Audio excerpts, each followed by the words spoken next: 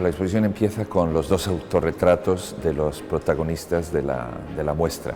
El joven Velázquez, nada más llegar a la corte en Madrid, con unos 24 o 25 años, con la golilla típica de las vestimentas que se requería en la corte, y nada más ser nombrado pintor del rey, es decir, es el inicio de su carrera realmente estelar, internacional, en Madrid.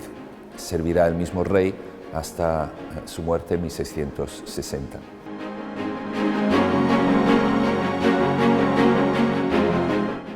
El otro autorretrato es Murillo, en torno a 40 años, cuando Murillo se estaba estableciendo ya como uno de los pintores protagonistas de la escena sevillana.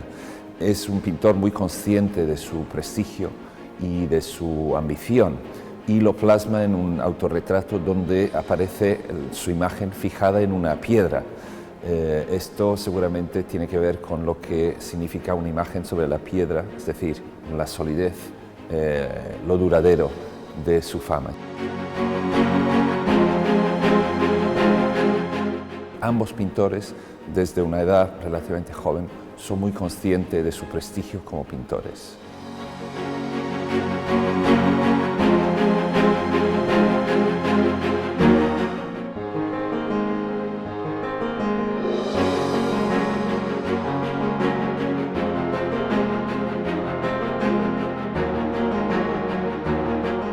En esta parte de la exposición hemos puesto la obra seguramente la más importante y la más famosa que dejó Velázquez en Sevilla antes de marcharse para Madrid, que es la Adoración de los Reyes Magos. Es una obra que está ahora mismo en el Museo del Prado.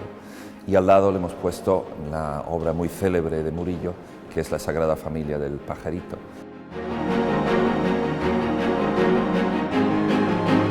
Pero soy bastante seguro que Murillo, siendo un artista ambicioso, curioso de aprender, en los años 30, cuando se iba formando en Sevilla, pues seguramente estuvo muy atento a las obras que pudo ver de Velázquez en la ciudad, y entre ellas, pues precisamente La Adoración.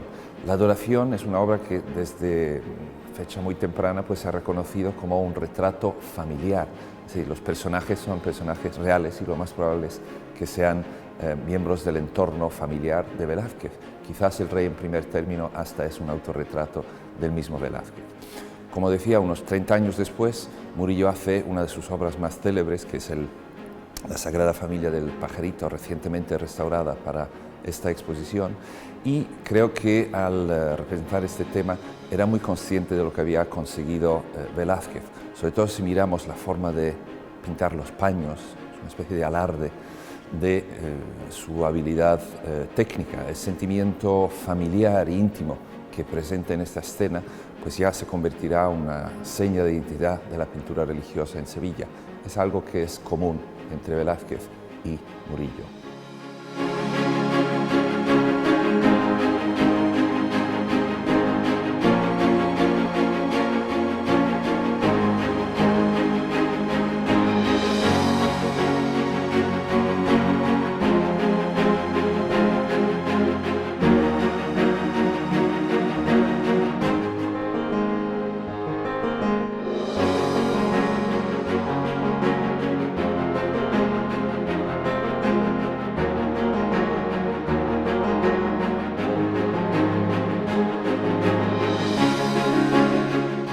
El tema de la penitencia de San Pedro, las lágrimas de San Pedro, pues es un tema común en la pintura, sobre todo en el siglo XVII, es un tema vinculado a, decimos, las preocupaciones sobre el sacramento de la penitencia, de la reconciliación, y representa a San Pedro llorando amargamente por haber traicionado a su Señor. Y pues Velázquez lo trata con un lenguaje caravallista, y quiere que delante de nosotros esté realmente San Pedro, es decir, que podemos estar, digamos, presenciando las lágrimas de San Pedro. Pues unas cuantas décadas después, Murillo representa el mismo tema. La pintó Murillo para don Justino de Neve, que fue el fundador de esta casa, la Casa del Hospital de los Venerables Sacerdotes, y la obra en 1810 sale de España, acaba en Francia, luego en Inglaterra, y muy recientemente se ha recuperado para traerla aquí, para que se quede en este lugar. Ha sido restaurada en el Museo del Prado y vemos realmente el Murillo más bello, el Murillo de los años 60, cuando ya es un pintor maduro que ha despegado y que muestra todas sus habilidades en la representación de los paños, de los paisajes, de los sentimientos humanos.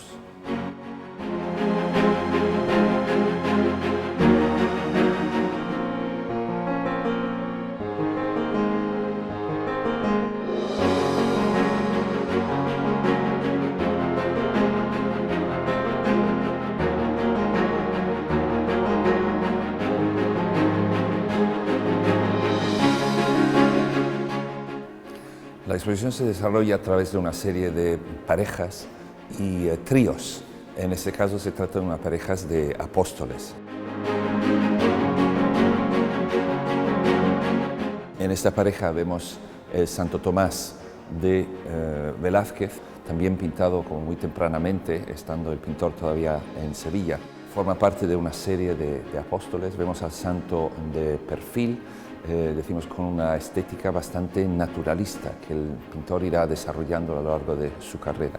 Y a su lado una obra recientemente restaurada también para esta exposición, que es el cuadro de Santiago de Murillo. Posiblemente, aunque no estamos del todo seguros que formara parte de un apostolado, posiblemente se hizo como obra única, donde vemos su confianza y su seguridad en el tratamiento del color.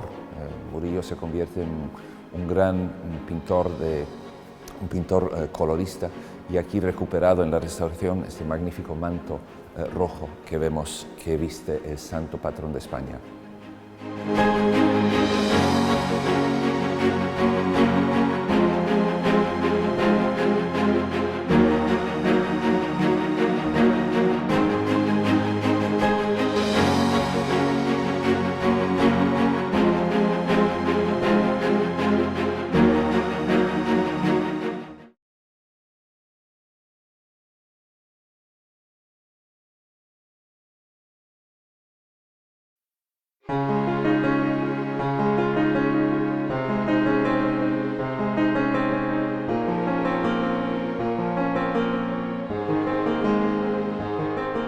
Pues aquí nos encontramos en lo que podríamos describir como el corazón de la exposición. Estamos en el centro de la sala y estamos delante de tres Inmaculadas. Son dos obras de Velázquez, dos obras tempranas pintadas en Sevilla. A la izquierda la obra más célebre y más conocida, que es la Inmaculada Concepción de la National Gallery de Londres, que procede de los carmelitas de Sevilla. Y en el centro, pues la Inmaculada de la Fundación Focus, una adquisición reciente, una obra que no era conocida hasta prácticamente hace 20 años. Se trata de una fórmula nueva para representar la Inmaculada Concepción.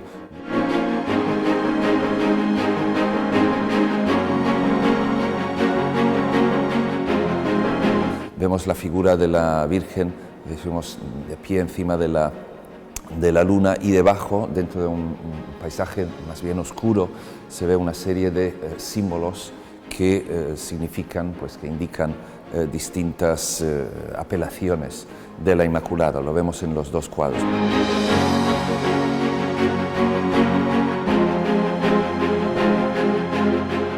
Y al lado de estas dos, pues vemos el cuadro de Kansas City, una Inmaculada de Murillo de en torno a 1670 aproximadamente, un cuadro que tiene más o menos las mismas proporciones de los dos de Velázquez. Desde luego Murillo se convierte en el pintor por excelencia de la Inmaculada Concepción y hace varias docenas de representación de este misterio, de esta imagen que tan típica es de la ciudad de Sevilla, donde, decimos, la devoción inmaculista era muy potente y casi seña de identidad.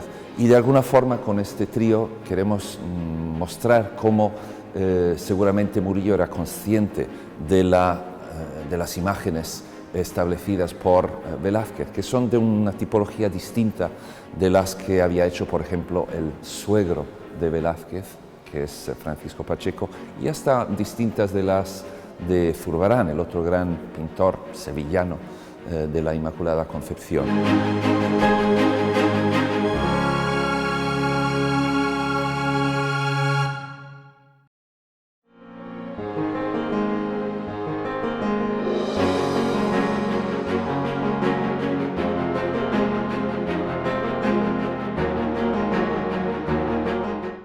Los dos artistas se centran en un tema que es un tema muy sevillano, que son las santas Justa y Rufina, que son las santas patronas de la ciudad, las dos mártires cristianas del siglo III que se negaron a abandonar la fe cristiana y se convierten en mártires por la fe.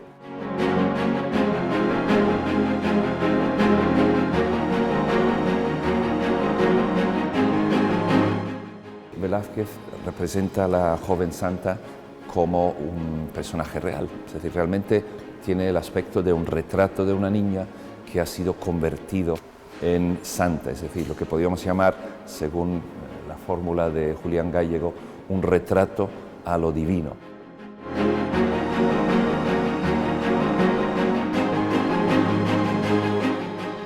Y al lado de este cuadro, que está en torno a 1630, pues encontramos esta magnífica pareja de santas, Santa Justa y Rufina, de Murillo, que le da la oportunidad a Murillo de representar dos mujeres de una belleza extraordinaria, idealizante, ricamente ataviadas, que llevan en la mano los cacharros, que son el atributo típico de las dos santas, que procedían de una familia de alfareros.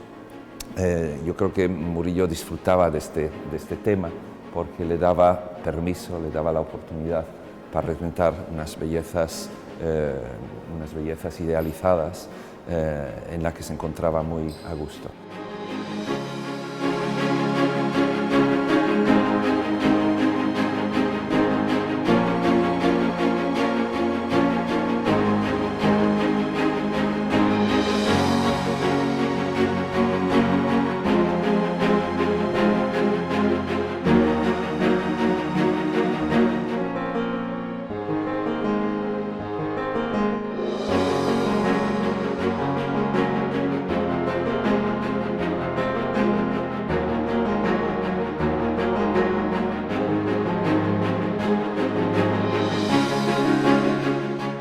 En la exposición nos encontramos con la infanta vestida de blanco, una obra que procede del Museo de Viena, un préstamo muy importante a la exposición, y es la misma fórmula que utiliza Velázquez en Las Meninas, es decir, es la misma representación de la niña en la misma posición de la infanta protagonista de Las Meninas.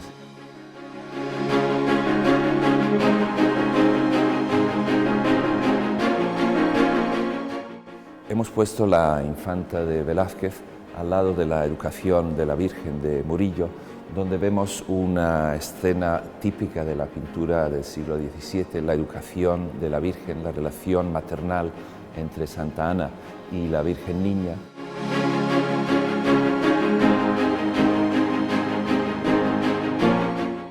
Lo que me parece interesante es que Murillo trata esta escena casi como si fuera una escena de corte. Mira lo ricamente ataviadas que están las dos protagonistas, y mira, por ejemplo, el fondo, que es un fondo palaciego, una arquitectura de piedra. Y de hecho, si comparamos a la niña con la infanta, se podría decir que Murillo trata a la joven Virgen María casi como si fuera una pequeña infanta.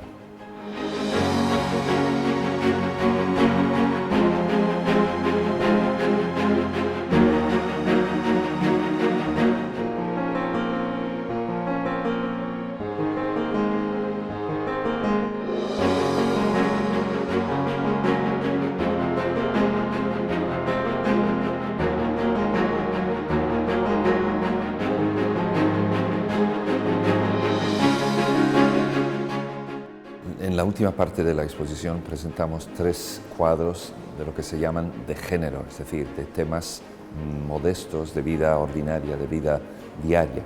Y en ese sentido, pues la contribución de los pintores sevillanos, en particular Velázquez y Murillo, es una aportación muy importante a la tradición de la pintura europea. Es un nuevo tipo de tema y es un tema que hoy en día podríamos llamar de vanguardia.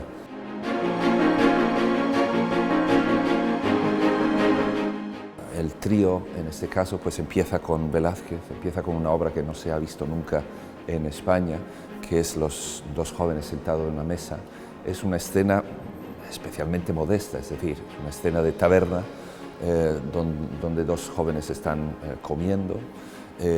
No sabemos quiénes son, es decir, son personajes de ninguna importancia, y a su lado, dándole la misma importancia o hasta más importancia que las figuras mismas, está este trozo de naturaleza muerto, estos bodegones con cacharros, con un cántaro, con una naranja, sí, objetos muy humildes, muy modestos, donde Velázquez demuestra, decimos, su habilidad en capturar, decimos, las apariencias naturales. Y es Murillo que aproximadamente 25 o 30 años después pues asume este tema.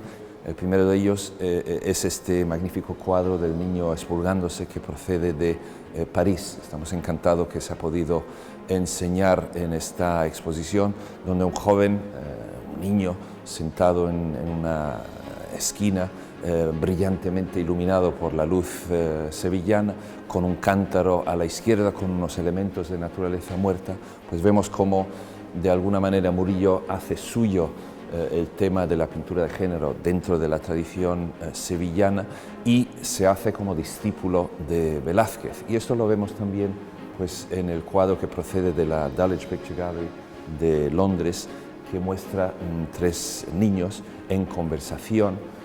Es un tema dulce en cierto sentido, ¿no? Los niños que charlan entre ellos. Al mismo momento se percibe una cierta tensión en la relación entre ellos, hasta quizás una cierta tensión racial. De todas formas, Murillo, a través de estos temas dulces, está al mismo tiempo pues, haciendo un comentario social sobre la Sevilla de su tiempo. Y así termina la exposición.